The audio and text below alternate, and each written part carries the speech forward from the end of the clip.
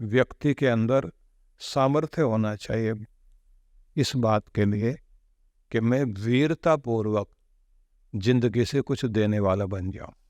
मतलब ये है कि प्रत्येक व्यक्ति का हाथ मुड़कर हमेशा मुंह की तरफ आता है, दूसरे को खिलाना नहीं चाहता। हर व्यक्ति मैं और मेरा में जीता है।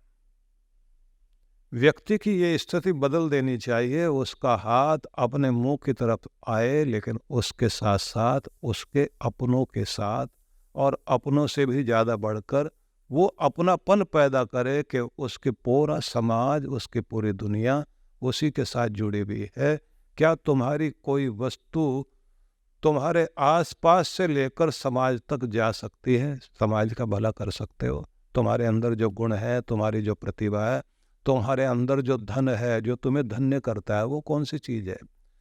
तुम्हारी जमीन जायदाद, रुपया, पैसा, सिर्फ यही तुम्हारा धन नहीं है।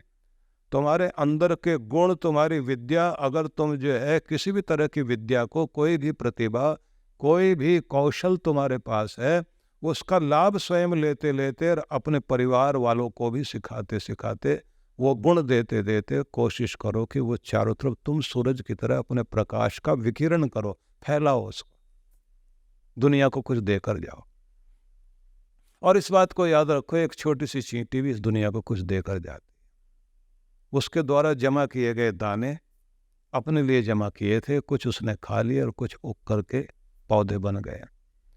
किसान लोग इस बात को जानते हैं कि जहाँ खेतों के अंदर चींटियाँ होती है, चारों तरफ जितने भी पौधे उग रहे होते हैं फसल के, सबसे ज़्यादा ऊंचा और अच्छा फल वाला पौधा वहाँ उगता है जहाँ चींटियों का बिल होता है, क्योंकि वो मिट्टी को भी उपजाऊ बना देती हैं और उनके बोए हुए दाने उगते हैं तो उनके फल भी बहुत अच्छा लगता है। वो कहती है कि किसान तेरे खेत में घर बना के जिए हम लोग, मेरा परिवार और हम लोग। अब ये पौधा हम तुम्हारे लिए जमीन उपजाऊ बनाते हैं, तुम्हारा बीज जो है उसी को उगा करके तुम्हारे लिए वापस करते हैं। हमने तुम्हारे 2-4 दाने खाए होंगे, लेकिन भगवान तुम्हें 400 दाने दे उसके बदले। वो छोटी सी चींटी भी देकर जाती है। इस जमीन के अंदर रहने वाला छोटा सा केंचुआ भी जिन बागों की जमीन में ये होता है, वहाँ की जमीन को इतना उपजाऊ बना देता। अब तो केंचुआ खाद की एक परंपरा चल पड़ी है कि ये यूरिया और ये पोटास और ये तरह तरह के खाद जो जमीन में डाले जा रहे हैं, इसने तुम्हारी उपजाऊ भूमि को, उर्वरा भूमि को भी नष्ट कर दिया है और जहर आ गया है तुम्हारी जमीन के अंदर।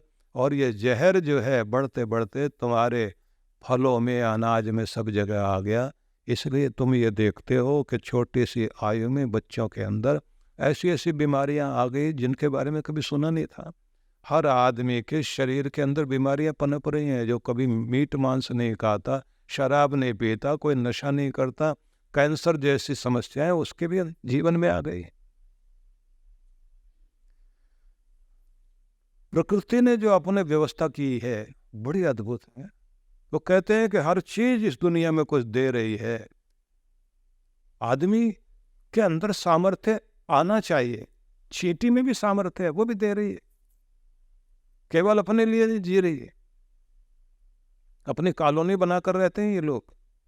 चींटियों का अपने बिल होते हैं, बहुत सारे कॉलोनी बनाकर रहते हैं, उसमें उनके जो है रक्षक भी होते हैं, प्रहरी भी होते हैं, माल ढोने वाले लोग भी होते हैं। और कमाल ये है कि उनका भी अपना जो है वो जाने का और आने का मार्ग बना हुआ होता है। एक तरफ से जा रहे होते हैं, एक तरफ से आ रहे होते हैं, बीच बीच में सुरक्षा कर्मी पड़े हुए होते हैं, खड़े होते हैं, देख रहे होते हैं।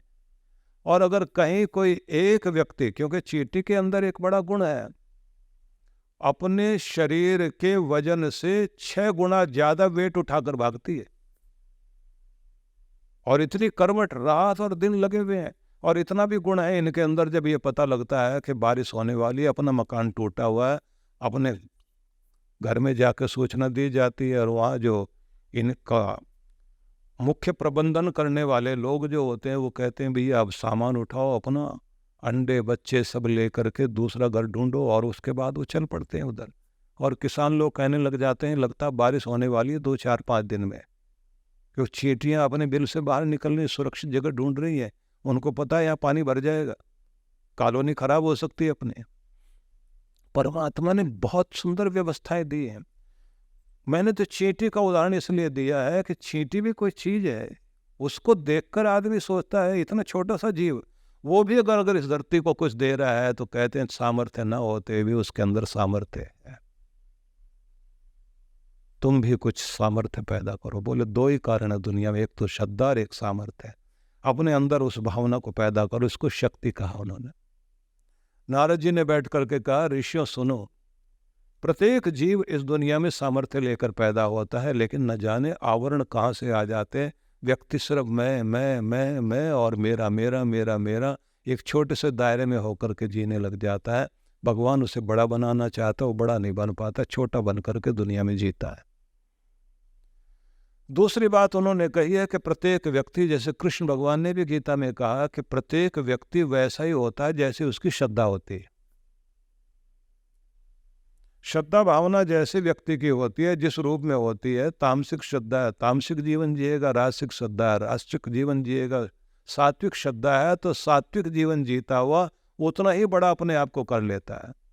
कई लोग होते हैं दूसरों से बहुत कुछ पाया, बारातों में लोग जाते हैं, उनका भोजन जो है वो 200-400 का नहीं, उनका तो भोजन जो है 4-5 हज़ार रुपये तक का खराब करके आएंगे, बदले में जो है 100 रुपये 200 रुपये उठा के लिफाफे में डाल के आ गए। बहुत सारे ऐसे भी कमाल के लोग होते हैं। आरती में से जो है ना वो कुछ लोग करते हैं ना, बड़ा रुपया डाल के और उसके फिर जो छोटा कर लेते हैं कि जैसे मान लीजिए देना है किसी ने 20 रुपया या 50 रुपया देना है तो 100 रुपया रख दिया, या 500 में से 100 रुपया देना है तो 500 का नोट चढ़ाते हैं, 400 उसमें से उठा लेते हैं। कुछ वे भी कमाल के होते हैं, 50 का रख करके 500 वाला उठा लेते हैं। उनको लगता है यही मौका है, यहाँ पता किसको क्या लगेगा। कपट अंदर होता है ना, वो भगवान को भी धोखा देना चाहता है। यहाँ से क्या फायदा, इसको नमस्कार करूंगा क्या फायदा, इससे जाकर मिलूंगा लाभ क्या देगा।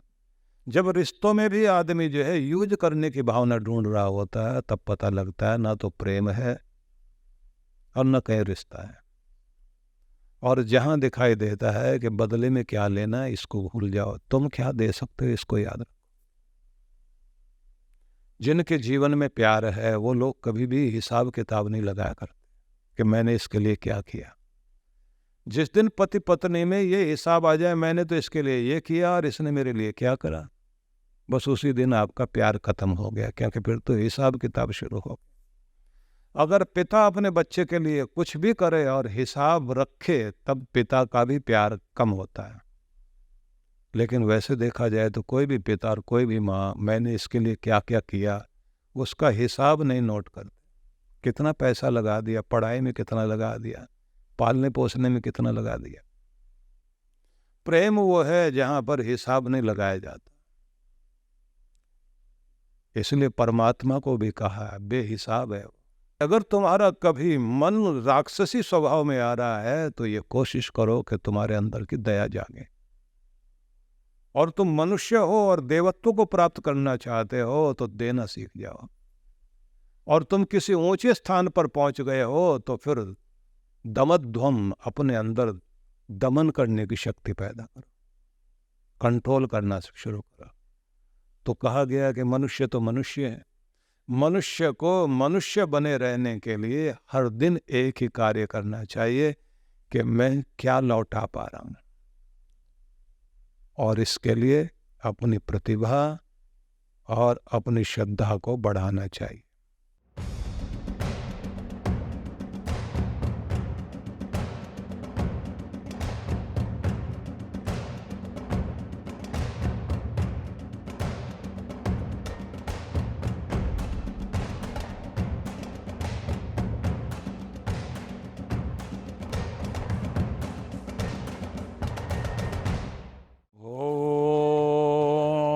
गणाधिपतये नमो नमः।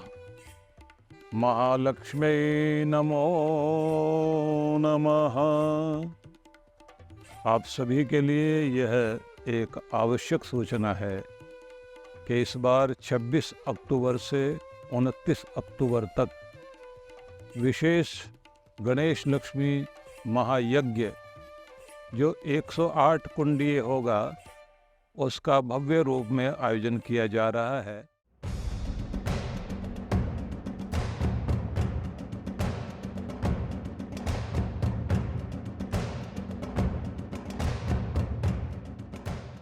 और हम सभी इस बात को जानते हैं कि हमारी भारतीय संस्कृति में सबसे पुरातन पूजा पद्धति यदि कोई है तो यज्ञ की ही पूजा पद्धति सबसे पुरातन है। जब कोई भी पूजा पाठ अनुष्ठान कार्य नहीं कर पाए तब आखिर में एक ही बात आती है कि हम यज्ञ, महायज्ञ, विराट यज्ञ, विशेष यज्ञ के माध्यम से देवों को प्रसन्न करें, ब्रह्मांडीय शक्तियों को प्रसन्न करें, भगवान की कृपा को प्राप्त करें। इस समय पूरे विश्व में जिस प्रकार की हलचल चल रही है, जिस प्रकार की अशांति है और जिस तरह से यूक्रेन और रूस के युद्ध के बाद एक सप्लाई चेन टूटी हुई है और जिसका प्रभाव देखने में मिल रहा है कि पूरे विश्व भर में आर्थिक मंदी और आर्थिक तंगी चल रही है, भारत पर भी प्रभाव अपने आपे में आ रहा है। ऐसे में विशेष पूजा के द्वारा अपना सौभाग्य जागृत करते हुए हमें आने वाले समय के लिए विशेष कृपा की आवश्यकता है, जिससे सभी के घर में सुख समृद्धि रहे, धन धान्य की अभिवृद्धि रहे, सबके कार्य पूरे चलते रहें। इसके लिए आवश्यक है कि सही समय पर, सही समय से मतलब है कि आप लोग जानते हैं कि लक्ष्मी जी का एक वरदान वाला स्वरूप जो विशेष तिथि में सबको कृपा के रूप में प्राप्त होता है वह शरद पूर्णिमा है, जिसको माना जाता है वो सौभाग्य रात्रि है। वह अपने आपे में एक दिव्य अवसर है। ऐसे समय में सामूहिक रूप से हजारों लोगों के द्वारा एक ही तरह की वाइब्रेशन, एक ही तरह का मंत्र पाठ,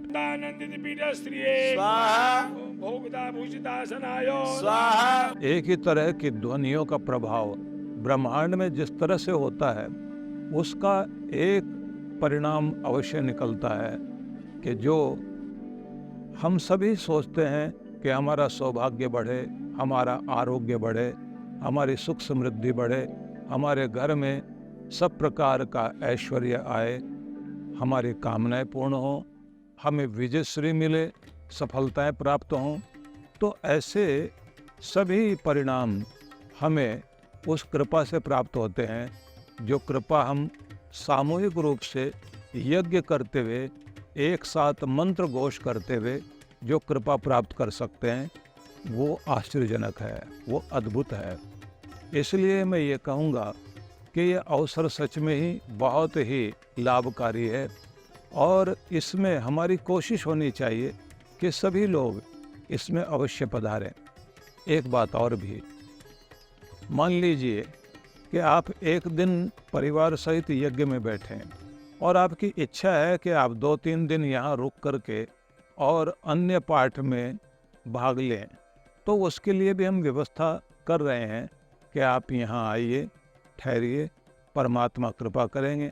सभी सामूहिक रूप से इकट्ठे बैठें और यज्ञ में भाग लें।